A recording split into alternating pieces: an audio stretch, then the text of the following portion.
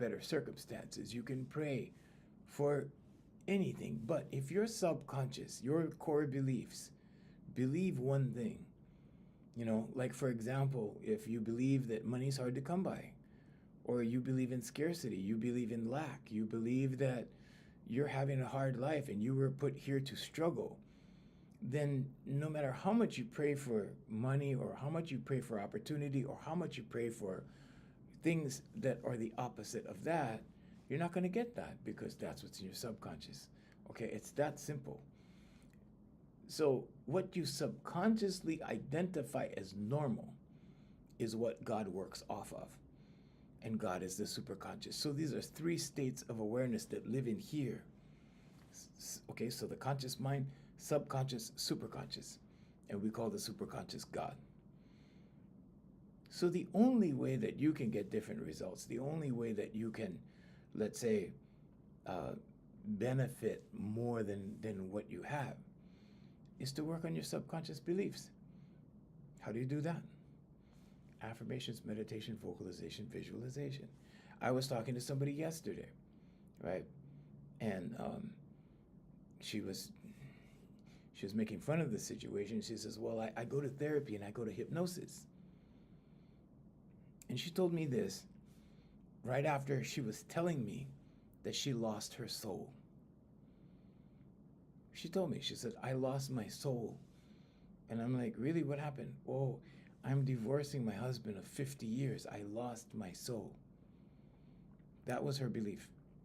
Then she goes on to tell me that she's in therapy, okay, and that for 50 years she was married, she's getting the divorce, she's in therapy, and she goes under hypnosis with her therapist. So that tells me that her therapist isn't doing the right job.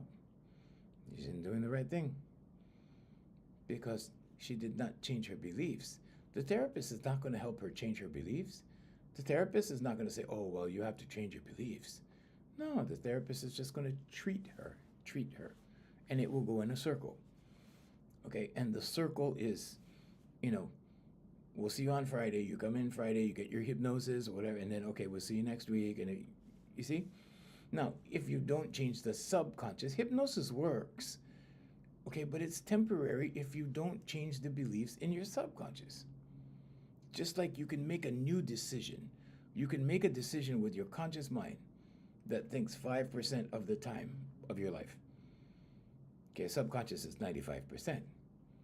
But you can think a thought and make a decision and say, okay, I'm going to do this action. And you can commit the action and get a good result. But it's not going to change your subconscious. You could go to a therapist and, complete therapy and, okay, you get temporary results.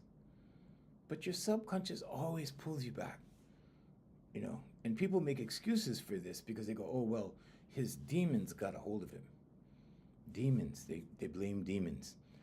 There are demons, okay, but your subconscious is doing this because you go back to your old habits, you go back to your old ways.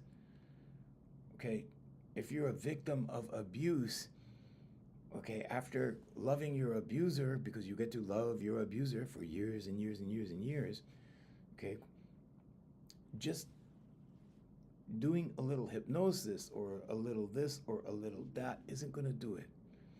You need to start with your subconscious. You also need to do meditation so you can separate, or so you can see the separation between the physical and the spiritual. You're not your body, you're not your name, you're that energy that lives in here, that spirit that lives in here. So all these things out here, okay, what Gautama Buddha was talking about when he said illusion, okay, the man who sees life as illusion escapes suffering. He was talking about mental suffering. He was talking about the suffering that occurs when you start believing in man-made things, when you start participating in man-made things, things that take you away from the kingdom. Jesus Christ said the kingdom is within. Gautama Buddha said it too, he just said it in a different way. Okay, Krishna said it as well. Okay, but when you get caught up in the illusions, when you get caught up in the hype, when you get caught up in the trends, when you get caught up in the fads, things that are happening now, okay, when you go out and stand in line for the Labubu dolls, those things, okay, those things are not bad. It's when you start identifying with those things. Okay, I said it I did another live on our private channel, our subscription channel this morning. And I was talking about, God made and man made. And I was also talking about, how people identify with things that aren't them. We're in here, okay? But people identify with physical things, with man-made things. And when you do that, what happens is you take away from this. You take away from you. Because now your focus is not you. Your focus is not in the kingdom. And this is very easy to do because we have eyes that look away from the kingdom. We don't look inside. Okay, you have to close your distractors to see inside, to experience the expansiveness of all that is. And I know that sounds, like a fairy tale, but you have to do it. You have to try it. But you have to sit still for 10 minutes. I do half an hour. I do 45 minutes. Sometimes I do an hour. But until you do that, until you do this, say for about a week or 2 weeks, you never witness the expansion of all that is because you're distracted out here with all the man-made stuff, everything that was placed before you, the system, okay, the physical things, the library, okay, the shopping mall, the restaurant, okay, it goes on and on. You begin to identify with these physical things as reality. And it is reality it's a reality of sorts. But your true reality is your spiritual existence that happens in here. Because that's where your power is. Now, everybody is born in love energy. God is love. That energy that we are born into is God's energy.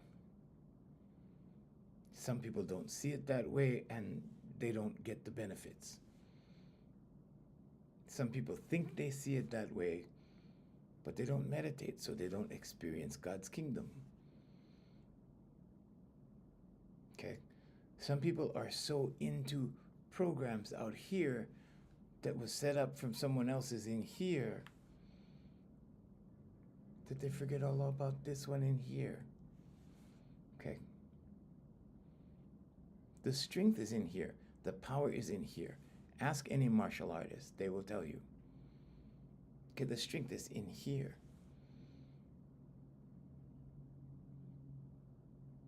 So God is in you, not out there, not up there. There was this lady who was deeply religious telling me that Jesus was going to come out of the clouds. I heard that story too back in the 70s when I was a kid. Right? Oh, Jesus is coming. When is he coming? He's coming soon. There's even a church where I live, and it's called Jesus Coming Soon Church. It was there since I was a little kid. It's still there. Jesus is still coming soon.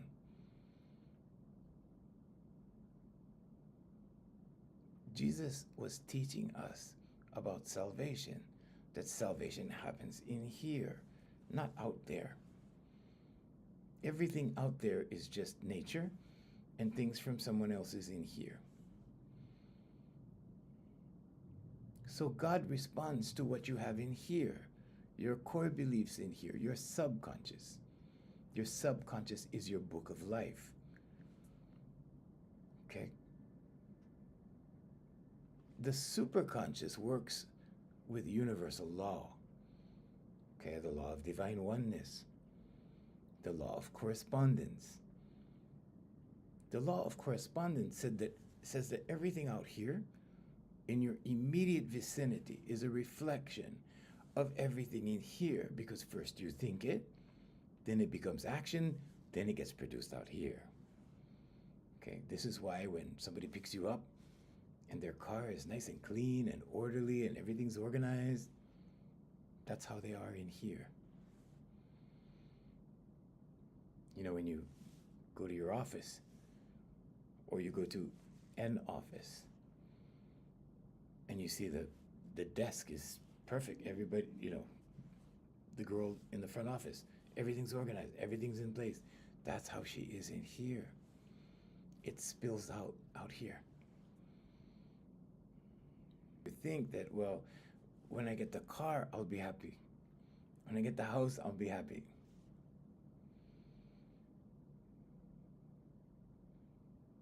Okay, when I got my dream home, 5 stories on a mountain in this place called Nu'uanu. Dream home. Huge mansion. But it was built like this on a hill, on a hillside. And every day I was in the house. Every day. I was like, wow, I can't believe I'm here. I can't believe I did this. I can't believe I made this happen. I can't fret. Happiness is a fulfillment in here. Happiness doesn't have to do with what you have. Happiness has to do with who you are. Are you a happy person? Do you enjoy life? Do you enjoy people? The thing that can make you the happiest, people ask me, how do you get happy? How do you become happy? Help somebody else. Do something for someone else. Contribute to someone else's life and make someone else's life better. That will make you happy. I've accomplished so many things in my life. You could put my name in any browser, AI, whatever, pull up a million things.